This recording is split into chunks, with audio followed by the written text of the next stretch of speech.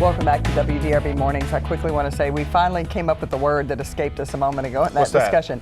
Loungewear. That's sort of what we were trying to get to in our conversation with you. I think we just need to put that conversation to bed, and I think we just need to move on. All right, let's do it. Statistically, more people will experience a heart attack during the holidays. However, most cardiologists would agree the holidays do not cause heart attacks. Dr. Mohammad Mathbout joins us this morning to talk about this topic. Welcome to the show. I appreciate it. Thank you for having me. Yes, sir. Thanks for being here. Why do you think heart attacks increase this time of the year? Well, a lot of this is based on observational data. We've noticed anecdotally that we see more of patients with cardiac events during the holidays. We looked at the data and we've seen that there is slight uptick, about 5% increased admissions to the hospital for patients with cardiac events. As to why, a lot of this is environmental, and a lot of it is biological. So if you think about it, during the holidays, we do not eat right. We overindulge with food, we overindulge with alcohol. The winter plays a role. So we go out, we shovel snow, and a lot of us are deconditioned. So whenever you out are doing all this very strenuous exercise, your heart rate goes up, your blood pressure goes up, and our bodies are not used to it. So events happen.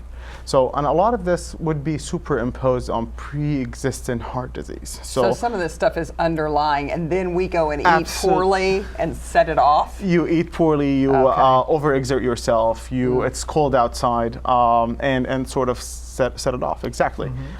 Keep in mind that there's a lot of stress around the holidays. So you're dealing with family, financial stress, emotional stress, and a lot of us are not very well adverse in how to mitigate that.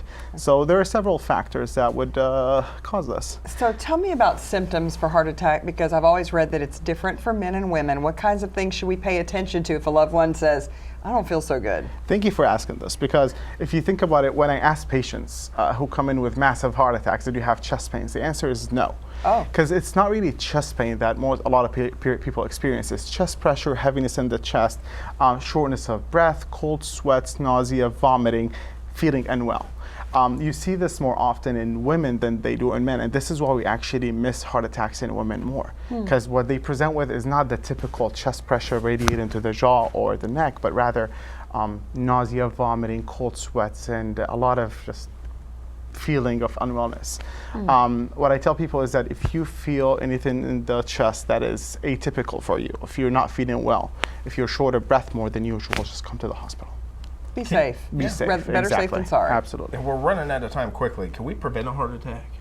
Well, absolutely. So if you look at how many STEMIs, how many big heart attacks that we see today compared to what we've seen back in the 70s, you see that there is a decrease in the event and the incidence rate. And this is largely driven by our better understanding of risk factors and how we modify them. So you have to lower your cholesterol, eat right, exercise, control your blood pressure, get better glycemic control with your diabetes. If you do all of that and you exercise and mitigate your stress, yes, you can prevent heart attacks. The one card we cannot modify, unfortunately, is your genetics. Whatever you're born with, if heart attacks run in the family, you have to be extra vigilant about modifying these risk factors. Dr. Mathbout, thank you so much for your expertise. We appreciate it. Absolutely. Thank you.